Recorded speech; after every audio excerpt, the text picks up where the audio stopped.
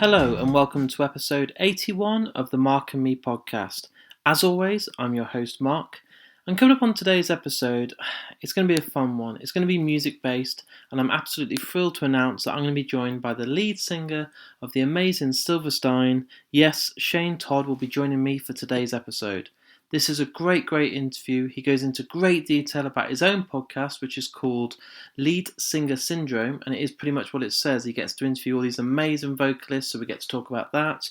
We get to talk about the band's 20-year history, and we also get to talk about the brand new album, which at the moment is probably my album of the year. It's early days, but I absolutely adore it. So stick around for my interview with Shane Todd coming up very shortly. But in true typical Mark and Me fashion, I like to talk about the last episode.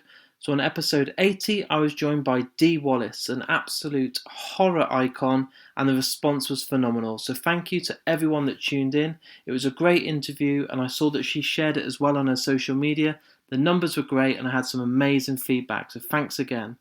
But as you're listening to this right now, you might think, this doesn't sound quite the quality that I'm used to from Mark and Me.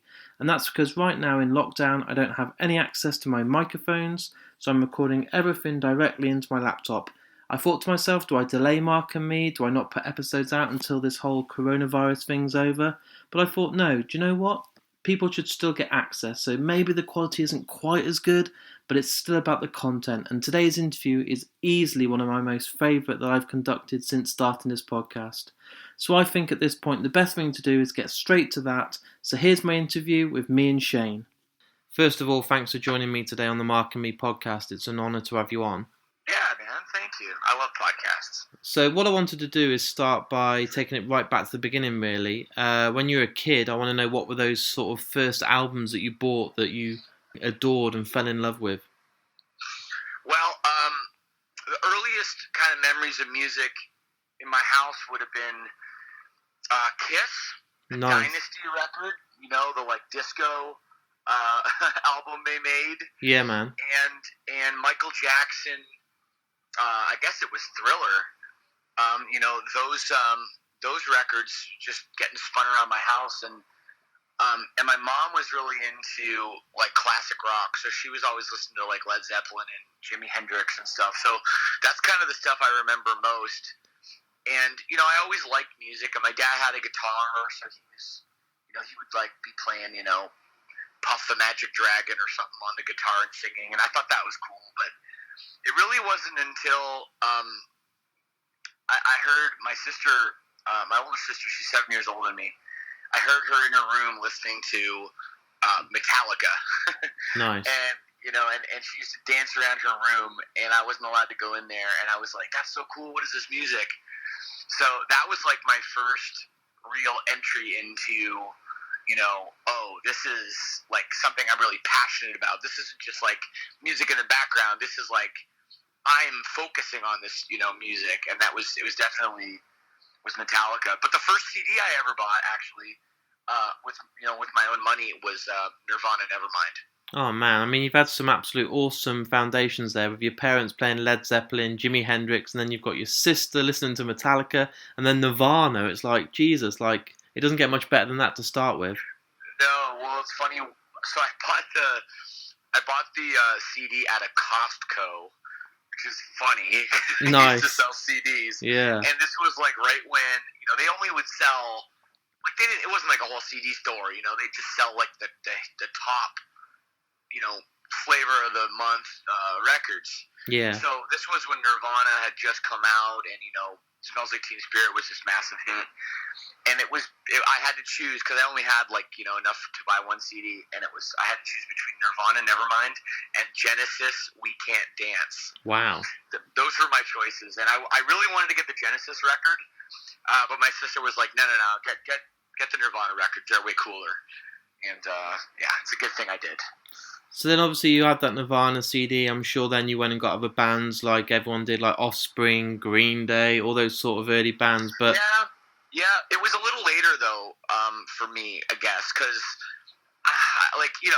it's funny we all talk about it, it's the 90s. It was just all, because a lot of people, younger people, they all heard it at the same time. But, for me, I actually grew up in the 90s. and because I was born in 1981. So when Nirvana came out I guess it would have been like 92, like between 92 and 94, when you're a kid, that's like so long, So from when Nirvana came out, and then Metallica, the Black Album had come out like around then, and of course there was like the Guns N' Roses Use Your Illusion records, like those were so big, and then I guess it was a couple years later because I would have been in like middle school. And that's in 1994 when Green Day and Offspring, they had those huge records. And that's what got me into punk rock. Because before that, the only punk band I really knew was like the Ramones. Yeah. And the Clash. And like, I thought that music was like okay. But there was this whole different energy that Green Day and the Offspring had that I'd never really heard before. And then when I heard Rancid and I heard NoFX, that was like for me the biggest game changer. Yeah, I mean, I was born in 82, so I'm pretty much the same. I remember going to school and getting Smash by Offspring and Self-Esteem and stuff like that, and that was the change. I was like, fucking hell, these bands have changed my life overnight, and then it led to, like you said, NoFX. I remember getting Punk in Drublic and all those sort of albums and just being like, oh man, like this is all I want to do now. Exactly. That's exactly my same story. Well, a lot of people forget, that Offspring record, it was on an independent label, and it was on Epitaph Records.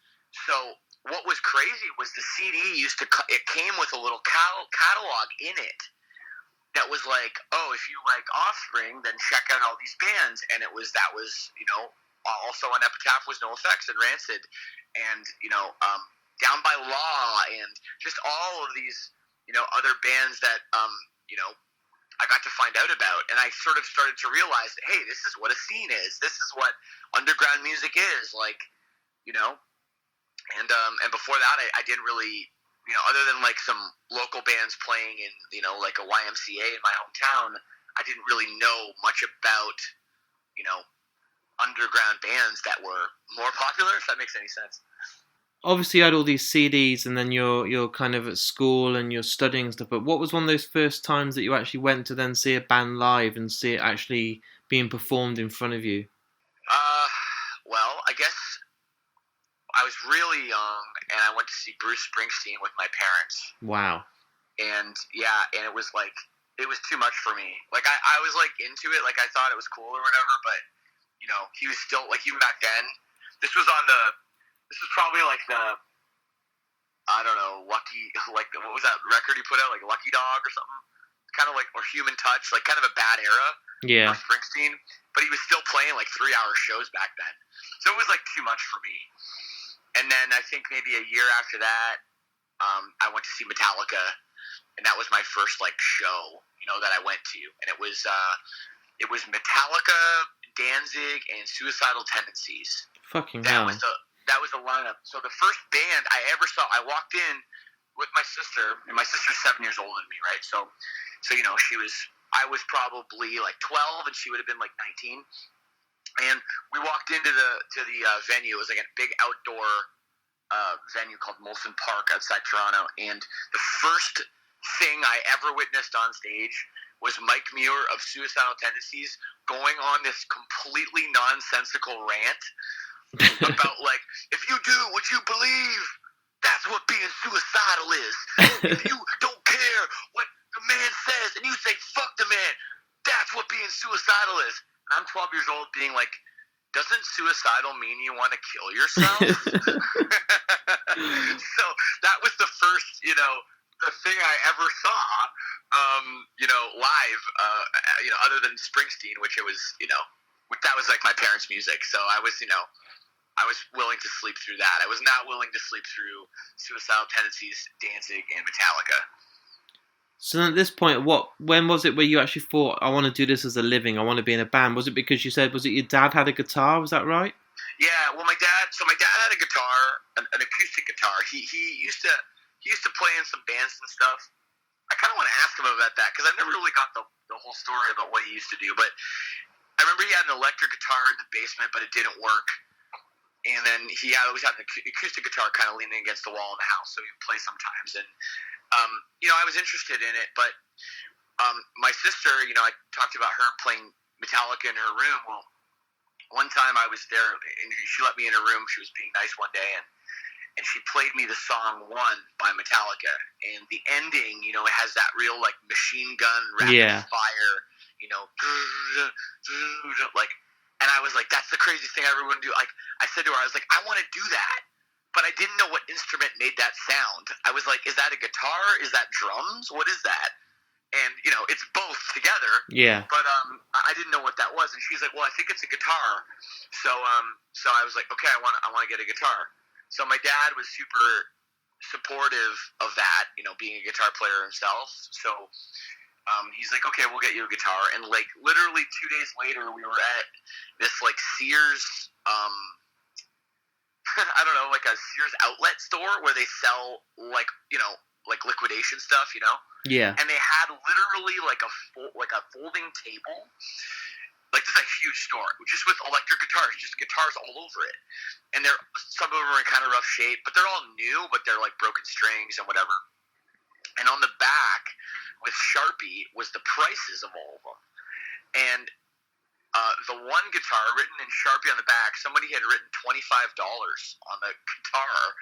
I think it was supposed to be $250. Yeah. And anyway, my dad's like, "Well, let's get this one." And I was like, "Dad, it's missing some strings." He's like, "That's okay, don't worry about it."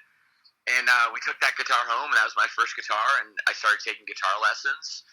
And, you know, I just got really into it. You know, I got a guitar teacher that showed me like the really boring stuff. Like, I started out, I was only allowed to touch one string at a time. And I had to learn all the notes on one string and then all the notes on the other string. And I learned all the theory and everything. And I think looking back, that was really helpful for me, you know, other than just being like, "Hey, here's how to play a power chord," you know.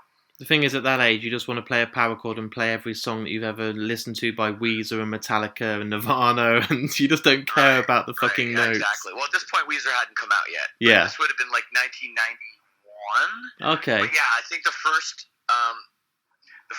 riff I ever learned was One. Yeah. So like the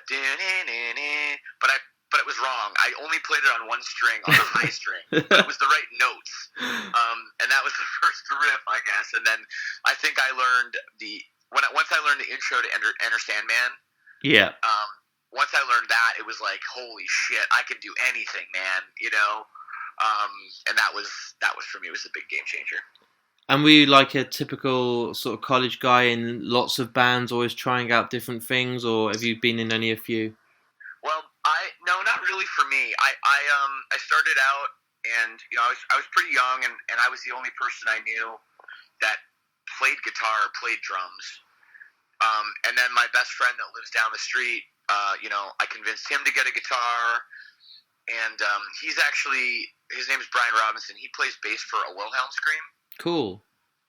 So we grew up on the same street, and so we started, you know, playing, and we dreamed about forming a band, and then we found this drummer in our middle school music room had a drum set, and like between classes, this kid was just like ripping on the kit, and you know, at the time, like, we're like 12 and he's like 11, and we're like, "Hey, he's pretty good." And I knew him because we used to play baseball together.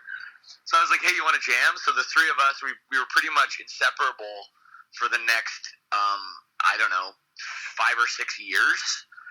And we played in a punk band together called Jerk Circus. And Brian and the drummer's name's Andy. They went on to form the band The Full Blast, which did pretty well. And Andy also played guitar in Boys Night Out for a while.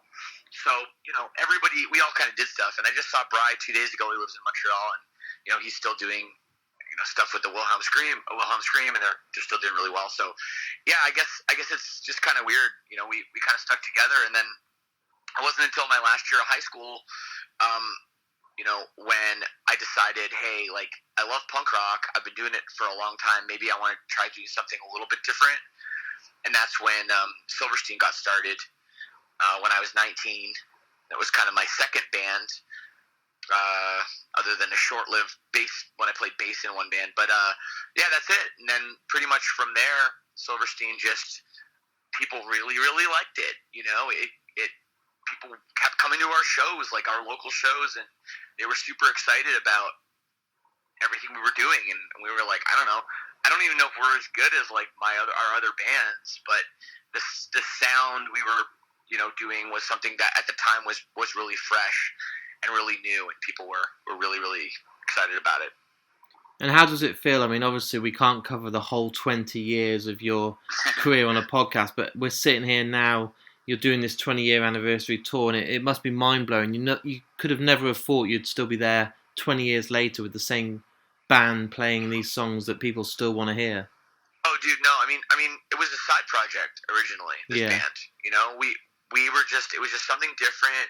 No one really in our area was playing this kind of music that, like, because we were getting into, the Get Up Kids and Mineral and some of these, emo bands, and no one in our area was really doing it quite the same way. So, we didn't know if we were ever going to record anything, play a show, let alone go on tour, and then here we are. Obviously we've done those things, and we're about to release our 9th album tomorrow, so it's really, really insane that we're here, and the fact that I'm sitting on the back of a tour bus talking to you, it's mind-blowing. Like, you asked me before, did I have aspirations to be a musician? Did I think, this was like, people always say, you hear rock stars in magazines say, like, oh yeah, I always knew this is what, like, my calling, I was going to do this. It's like, I didn't know that. I thought it was unattainable. I'm a kid from Canada,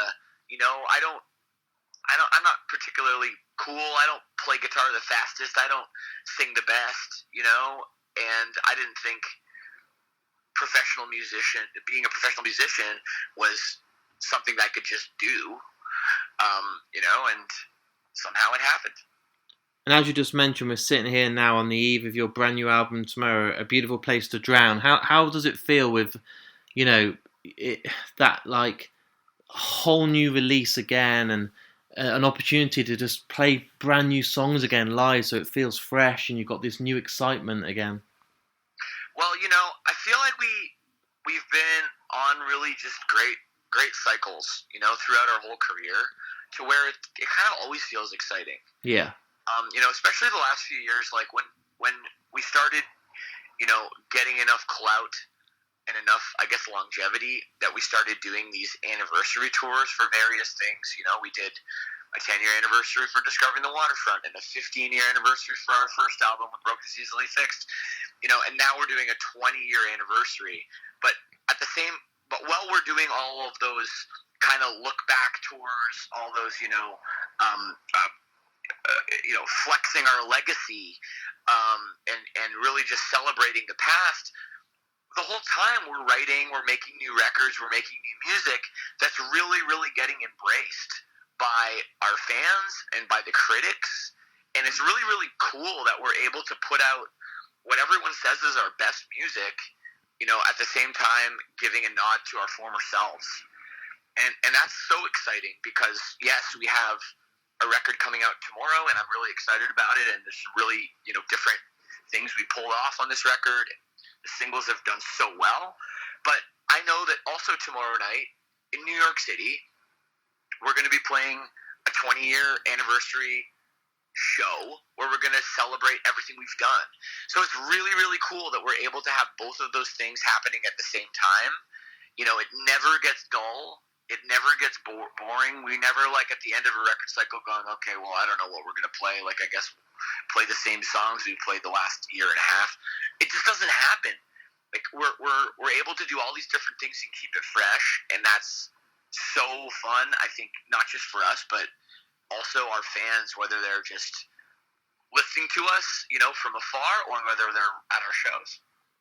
It is quite rare because I've seen a lot of bands come back. So you get bands like At the Drive-In who come back and Rage Against the Machine now. And for me, when I've seen them and System of a Down and stuff, when I go and see them, I'm always a bit disappointed. I'm like, it doesn't seem like they really still have that hunger. But then recently I've seen bands like Thrice, who are now in the same position, touring off albums after 15 and 20 years, How is it, do you think, for you that it's different? Do you think because you haven't had that break for too many years and you still got it, or why is it still so exciting?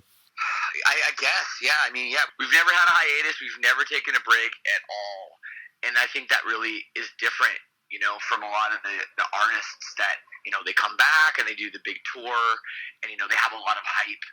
And, generally speaking, rightly so, because they did amazing things. But, we've been here the whole time. We've been putting out records and we've kind of gotten better and better and better.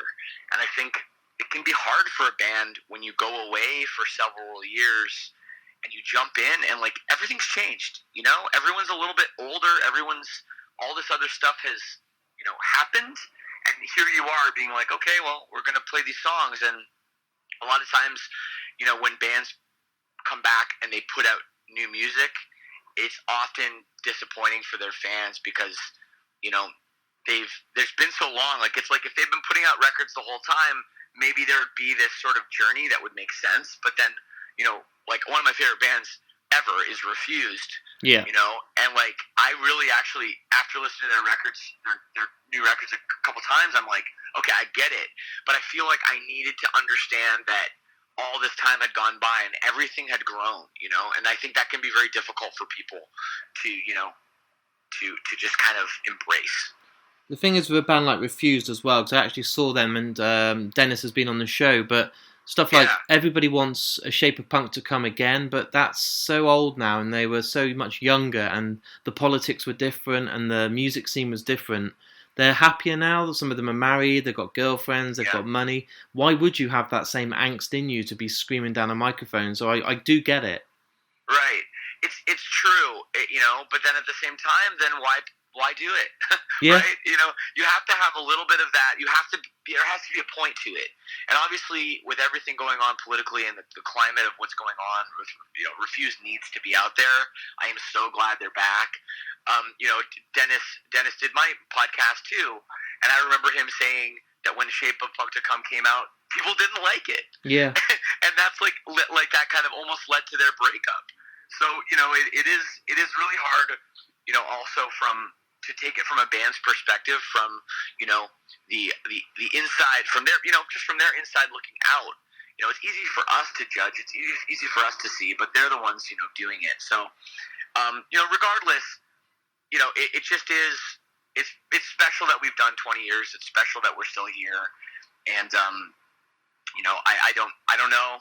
I don't have a reason why it's worked out for us like this, but I'm truly happy, and it's amazing. And you don't want to question it too much because it's quite rare, and to have it is very fucking cool. So it's good to just keep it. Exactly. And you just mentioned your podcast there. So you've got your own podcast, Lead Singer Syndrome. Talk to me about this, because when a guest comes on and they're a podcaster like Dustin from Thrice, it's like, brilliant, here's someone else that does what I do. I mean, the Right. title of the podcast explains what it is, but just tell me about how this actually came about. Well, a few years back, I was doing this. We had this cover for Substream magazine in the U.S., and they wanted me to interview Buddy from Census Fail and Buddy from Census Fail to interview me, and that was going to be like the cover feature for this magazine. So I was like, okay, that's fun, because let's be honest, a lot of interviews that I've done are pretty shit, the same questions, and it's sometimes a little dull. So I was like, okay, this will be fun. I can ask Buddy some things that maybe he's never really been asked before, or something interesting. So we put that together, and afterwards he said to me, hey man, like that was really good. You asked some really good questions, and it just got me thinking, well, how come no one's ever done, a publication where one lead singer interviews another, And I thought the name Lead Singer Syndrome was ridiculous. But originally I thought maybe it would be fun to do it as like a YouTube channel. But then I quickly realized that's a lot more work. Yeah. With editing video, and you have to be in the same, place as the person. So someone suggested, hey, you should do it as a podcast. So I said, all right, let's do it. And I called up my friends and I recorded them, and I signed up with this like podcast network, and I had like this guy that, kind of knew about podcasts, and he's like, dude, you're a natural. You're so good at this. I was like, okay, I don't know, I'm just talking. I guess I'm good at talking. And from then that would have been late 2015. And I just released my latest episode yesterday, episode 214, with Lizzie Hale of Hailstorm. Nice. So it's been really cool. I've met so many friends, and I've talked to some of my idols, like Fat Mike from NoFX, and I had Milo Ackerman of the Descendants a couple weeks ago. So being able to pick those people's brains, like, again, if you told me that when I was like we talked about, back in the day, growing up in Canada, I would have never believed you. So it's really, really cool, and I really, really enjoy it. And are there, like me, I've got a notes folder on my iPhone, and I always add names of, like, my dream guests. Is there some that you really want to try and get down that are still on that list? Milo is definitely one of them, that's for sure. 100%. I think, there's people I would just love to because I've heard them, like, somebody like Morrissey. Yeah. Okay? Like, that guy, I just want to, I've read a million interviews with him, but I want to interview him, because I want to know what he's really like. Yeah. I want to know what he really thinks. That would be my dream guest, because I don't know what is going on with that guy, and I would love to get to the bottom of it. Or somebody like James Hetfield. That would be like the ultimate guy. But of course, you just keep doing this, and you build up to it, and I've had some incredible guests. But at the same time, it isn't just about name recognition. Anybody that's a singer of a band that has a great story to tell, that's the best part, And there are so many people out there that are relatively unknown that have just incredible, tales to tell, and that's what I'm most interested in getting.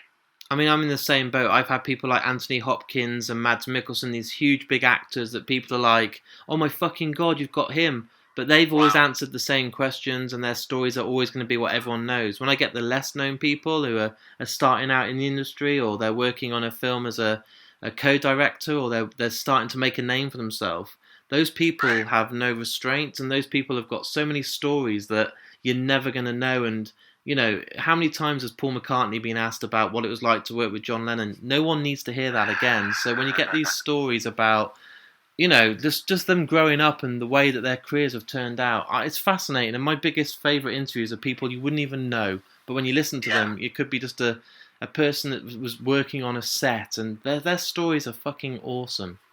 Yeah, I totally agree with you. It's the same with some of the podcasts that I've done. I went out of my way to interview this band from England called Darko, and a lot of people, even from England, don't know them. They're a punk band. They put out my favorite record of, I guess it would have been 2017, and I just really wanted to talk to that guy. So I called him up, and he told this kind of incredible story about what it was like for him, and now what it's like being not a full-time band, but putting out incredible music. And those stories are so great. Or Unwritten Law singer Scott Russo telling me about how they used to traffic drugs on tour, So it's you never know what you're going to get. And that could be, it's a really fun thing about being a podcast host. Have you ever been in the situation? I mean, I always like to prep and have a bit of research done and go with not too much of a script, but I like to have at least points where I can talk about. But I had met and interviewed Corey Feldman, and I had 2 pages of stuff all about his 80s films and Gremlins and Goonies and all this. Yeah. And then I asked him, tell me about your film career. And he was like, I don't want to talk about my films. I hate it. I just want to talk about music. And I'm like, oh, fuck. I wasn't ready for this. Have you been in a situation where you've had this whole, sort of vision of how it's going to go, and it just doesn't?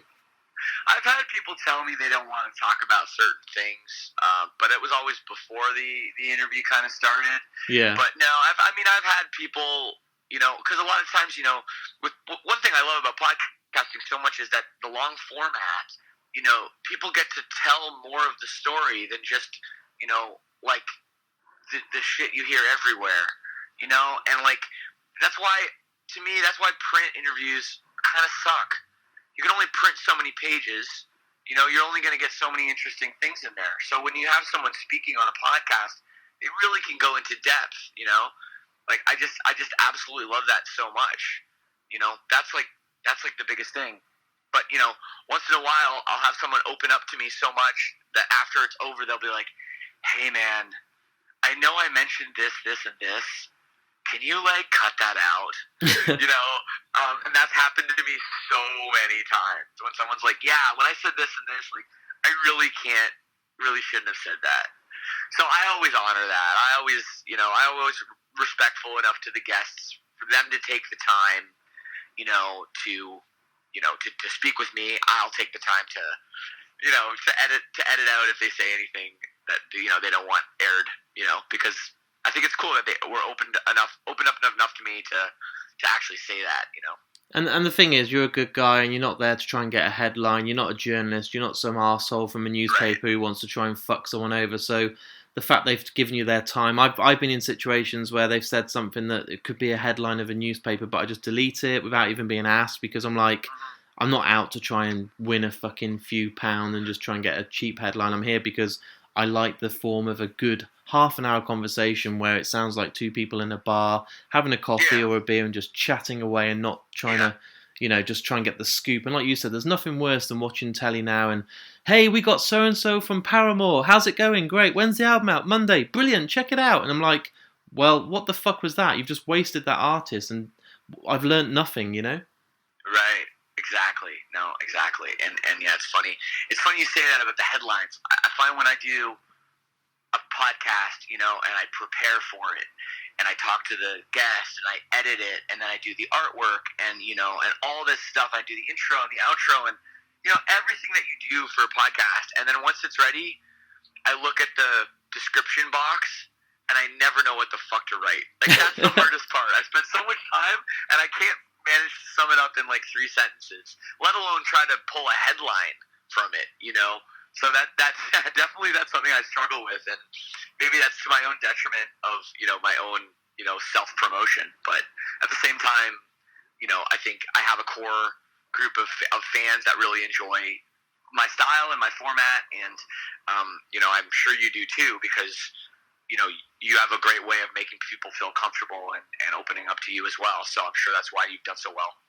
It's funny, isn't it, as well? Because people always say, I like your style and I like the way you get the guests to open up. It's like, well, I don't really have a style. I think that's why, because I'm just being me talking. And I think people just go, oh, actually, you're not here just to try and fuck me over. I'm enjoying just talking. So it's there's nothing better than listening back. And like you said, I edit all my own stuff. I don't have a producer, none of that stuff. And I love being there and just listening back and hearing that the guest is enjoying it and they're not ready to just try and get off the phone after 10 minutes. Exactly. Yeah, 100%. So you've done over 200 episodes. I'm only on 70 and I'm proud, but that's a fucking awesome amount of work. I mean, do you edit and do all your own stuff yourself? Yeah, I do everything myself, 100%. And I do it every week.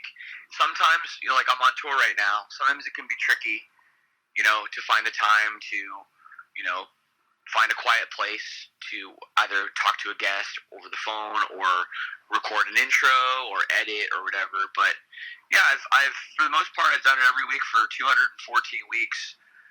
I don't know, man. I enjoy it. It's for me. It's really. I find it kind of relaxing. Yeah. To just to, I don't know, pick someone's brain, have a great conversation, and then go in and listen back, and I really just enjoy it. So, but yeah, it is kind of crazy. I remember when I hit episode 100, I thought that was crazy, and now to be over 200 is wild. What I really like about it as well, it's like a diary entry for me. So it's like, I'm not saying I'm going to leave a legacy. That's too much of a big word, but I like the fact that I've left my thing out there. So on Spotify and Apple Podcasts and stuff, I've got 2 years of me growing up and learning and talking to people, and no one can ever take that away. I can look at December last year when I spoke to someone, and then August this year, and I'm like, that's fucking cool. I've got this little sort of catalogue of what I've done. That is really interesting. I don't think I've thought about it that way. That is a cool take, yeah, because I'm sure, even when I go back and I listen to some of my episodes, especially around the end of 2016, when there was the whole Trump era, when it was Hillary and Trump, and Trump can't possibly win, and everyone talking about that on the podcast, and then we see what happened. It's kind of crazy just how you can kind of catalog, some historic events, the big ones that you end up kind of talking about on the air as well. And I suppose I'm sure you've got the same mindset as me. You can never really perfect it. I always think you can learn. When I'm talking to you today, I'm hearing stuff and thinking, oh yeah, that's not a bad idea, and this and that. And when you're talking to guests, it's for me about letting them talk. I hate listening to people that ask a question and then make it all about themselves and talk over the guest. But are you the same? Are you in a position where you're always trying to learn new things and improve your intro and do little bits and try different techniques of editing and stuff like that? Yeah, I think so. I mean, I don't know. I've been. That's actually something that some people have said as a critique of me, is that I do talk too much and I do relate it back to myself. But of course, the format is a lot different on my podcast because it's two lead singers talking about comparing notes. On what it's like to do this absolutely insane job that is probably the one of the weirdest jobs you can ever have, being a rock star and being a front man, or woman. So yeah, definitely I am constantly, trying to get better. I have this question to ask you though. Do you find that you get nervous in different ways with different types of guests? Like if you have someone like Anthony Hopkins, I mean, wow. Like, does it feel different when you know you're calling a guy like that versus when you're calling a guy like me? Like, what's the difference there for you?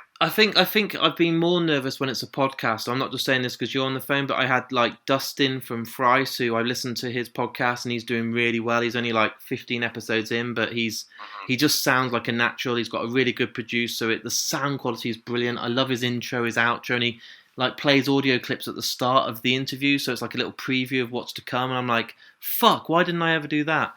When I talk to people like Anthony Hopkins and Mads Mikkelsen and these big guests that are just, I can't even in my head try and even think about it because I would just freeze. I just have to be like, this is just someone I'm talking to. It's like my granddad. I can't sit there and think this is the guy that's Hannibal Lecter. I can't because it would just throw me off. So I just try and have as much fun and kind of just be on their level as much as I can, if that's even possible, Yeah, no, totally. I don't know. I've had some big guests, and I've had to kind of take a few breaths before I hit the FaceTime audio button to call them. Definitely like, okay, what am I gonna say? And then of course, right when they pick up the phone, it's just like, I don't know. I get this confidence, and I'm like, okay, I know what I'm doing. So yeah, it is a weird thing. It's a weird thing.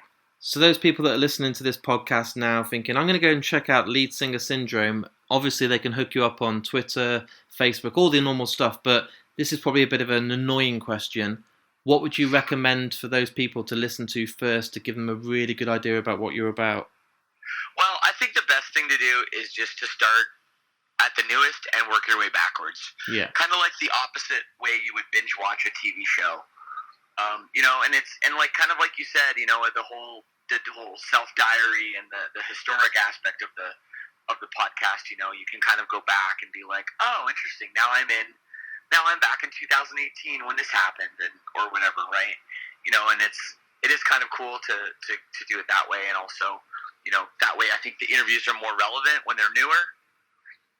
But you can cherry pick, go back and find some guests maybe you've heard of, but I think it's always great and always important to, a lot of people listen to my show to find out about new music, and it's a great way to do that, is to just go pull someone you've never heard of their band before and say, I'm going to check this out, and maybe you'll discover something you really like.